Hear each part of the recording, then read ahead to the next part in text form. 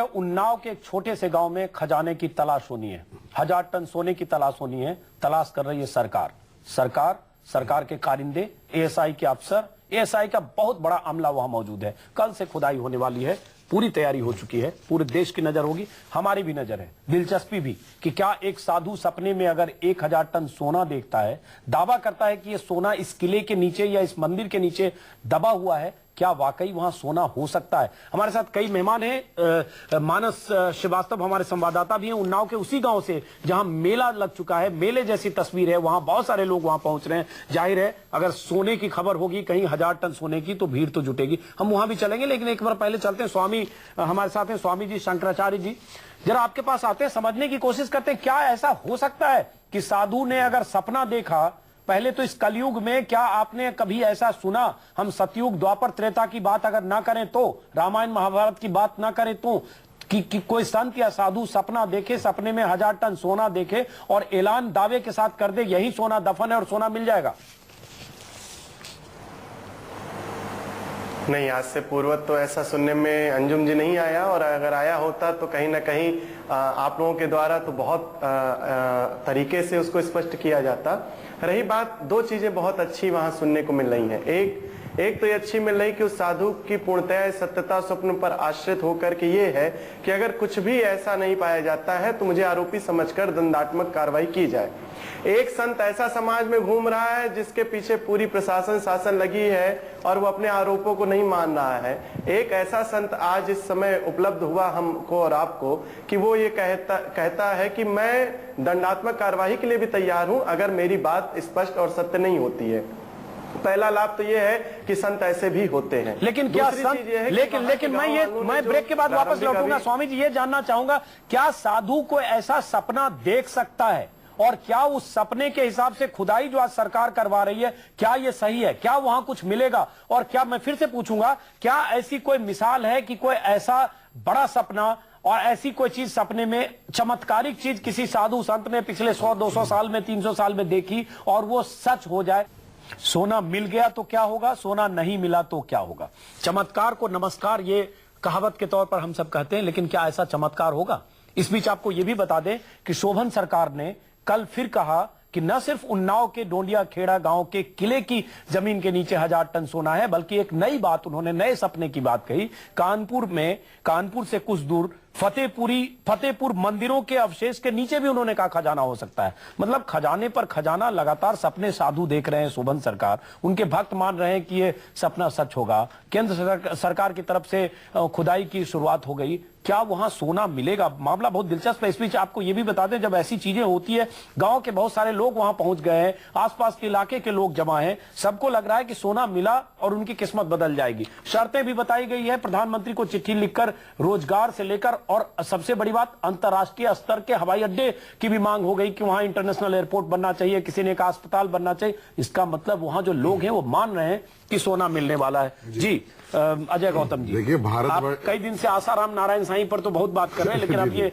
नया मामला है, एक साधु संत जिनके बारे में कहते हैं उनके प्रति लोगों की अगाध आस्था है, उन्हें लोग मानते हैं। संत कैमरे के सामने नहीं आते, तस्वीर नहीं खिंचवाते, एक आश्रम में रहते हैं, कम लोगों से मिलते हैं, लेकिन इतना बड़ा सपना देखना, और अब सपने का क्या होगा? देखिए, भारतवर्ष जो है वो अनादिकाल से सोने की चिड़िया कहलाता गया, और आज से, अभी कलयुग की ही बात बता रहा हूँ, मात्र 3 वर्ष पहले की बात है। त्रावणकोर एक राज्य, पहले नहीं सर, 300 वर्ष पहले, 3 साल पहले सर, 3 साल पहले त्रावणकोर राज्य का खजाना, जो वहां का उनका जो राज्य का मंदिर था, उसके अंदर एक पुजारी ने सपना देखा कि ये जो बेसमेंट जो 200-300 साल से बंद है, जिसको कभी खोला नहीं गया, इसके अंदर खजाना हो सकता है। और जब खुदाई हुई और वो भी आरबीआई ने अपने सर्वेयर वहां बिठाए, तो पता चला कि वहां पर जो है बड़ा अकूत खजाना है, और सिर्फ एक ही चैम्बर खोला तो उसकी गिनती करना नामुमकिन हो गया, और बाकी के 3 चैम्बर तो खोले ही नहीं गए। इसलिए इस चीज की संभावना पहले तो इसके बारे में मुझे जानकारी नहीं, मैं थोड़ा रिसर्च करूंगा तब आपसे बात करूंगा। लेकिन कि सपने में देखा और उसके बाद त्रावणकोर का खजाना मिला,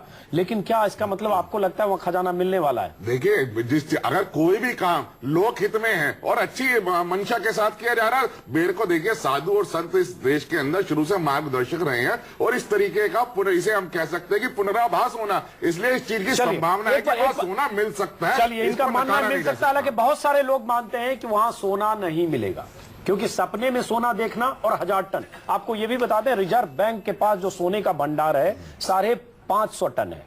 1000 टन सोना आज तक इस देश में 2000 साल की सभ्यता संस्कृति में आज तक 1000 टन सोना किसी राजे रजवाड़े के पास होने की कोई जानकारी इतिहास में नहीं है। 1000 टन मतलब 3 लाख करोड़ का सोना, इतना बड़ा भंडार सोना का वहां कैसे हो सकता है, यह भी सवाल है।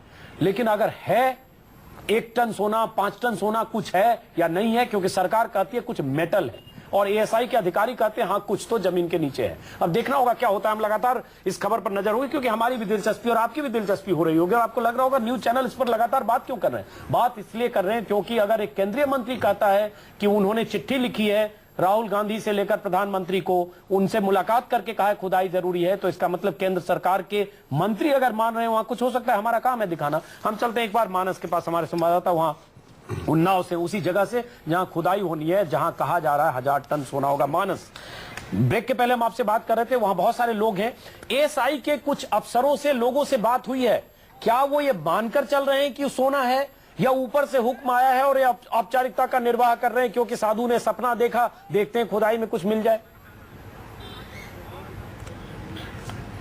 देखिए, जहां तक सोने की बात है, आर्कियोलॉजिकल सर्वे ऑफ इंडिया के लोगों से हमारी बात हुई, हालांकि ऑन द कैमरा बात नहीं करे, लेकिन ऑफ कैमरा पे जब वो बात करते हैं तो उन्होंने साफ कहा है कि खजाने जैसी कोई चीज उनको उम्मीद नहीं कि यहाँ पर मिलेगा। हाँ, नीचे कुछ हो सकता है, कोई पुरानी इमारत हो सकती है, कुछ नीचे कुछ मेटल मिल सकते हैं, लेकिन सोना इसलिए नहीं हो सकता क्योंकि जो ये इसका इतिहास रहा है जो उनके पास उपलब्ध है, जिससे पहले जिन लोगों ने, जिन आर्कियोलॉजिस्ट ने साइट को विजिट किया, उनका ये कहना था कि यहाँ पर इस तरह की रियासत नहीं थी कि यहाँ पर इतना बड़ा सोने का भंडार हो कि जहाँ पर 1000 टन सोना मिल जाए। 185 गाँव की रियासत मिलाकर के डोंडिया खेड़ा बनता था और उसका जो लगान आता था उससे पूरा राजपाट चलता था, तो उनको बहुत उम्मीद नहीं है। लेकिन चूंकि एक बार मानस जरा तस्वीर दिखाएं अपने पीछे की, आसपास की तस्वीर मानस वहां दिखाएं, क्योंकि वहां मेला लगा है, बहुत सारे लोग पहुंच रहे हैं, दर्जनों कैमरा टीमें वहां होगी, हजारों लोग आसपास के पहुंचे। जब तस्वीर दिखानी चाहिए, देखिए कि क्या तस्वीर वहां की बन गई है, जहां कोई नहीं पहुंचता था वहां मेला लगा। मानस, मैं चाहूंगा कि अगर कैमरा जी, मैं चाहूंगा कि अगर कैमरा ट्राइपॉड से बाहर आ सकता तो जैसा आगे ले चल के दिखाने की कोशिश करें, लेकिन जितना हम यहाँ से दिखा पा रहे इतना जूम करके आप ठीक पीछे देखेंगे, जैसा पीछे हटिए, किस तरीके से वहां पर मेला लगा हुआ है। आप देख सकते हैं पीछे, हमारे ठीक पीछे आर्कियोलॉजिकल सर्वे ऑफ इंडिया के अधिकारी आए हुए हैं, वो काम कर रहे हैं, बहुत सारी महिलाएं यहाँ पर आई हैं।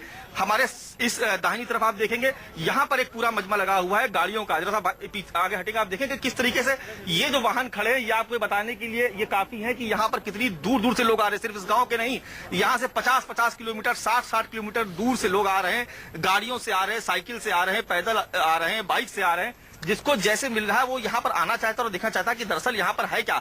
ऐसा एक रहस्य, यहाँ पर एक माहौल बन गया है, ऐसा एक तिलिस्म यहाँ पर छाया हुआ है कि लोग समझ नहीं पा रहे कि आखिर ये जो गांव जो गुमनामी के अंधेरे में था, ये यहाँ पर कैसे हमारे। चलिए मानस।